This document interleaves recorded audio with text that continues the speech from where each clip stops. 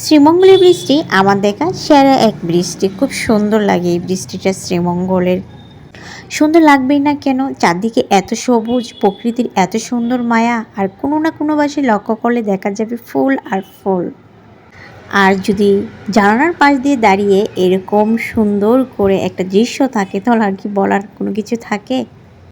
পুকুরে বৃষ্টি পড়ছে, চারদিকে শুধু সবুজ গাছ আর গাছ, পুকুর ঘাট, ভাবতেও অন্যরকম লাগে, দেখতেও সুন্দর লাগে। কি সুন্দর সকালবেলার এক প্রকৃতি।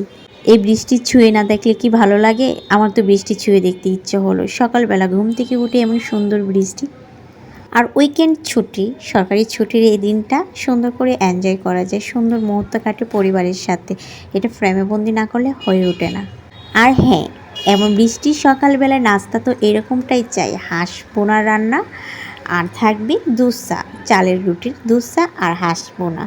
অন্যরকম এক টেস্ট এই বৃষ্টির দিনে এই খাবারটা, একদম ওয়েদার ডিমান্ড বললে হয়। তো সুন্দর মুহূর্ত কাটুক সবার জীবনে। এনজয় প্রতিটা মুহূর্ত। আল্লাহ হাফেজ।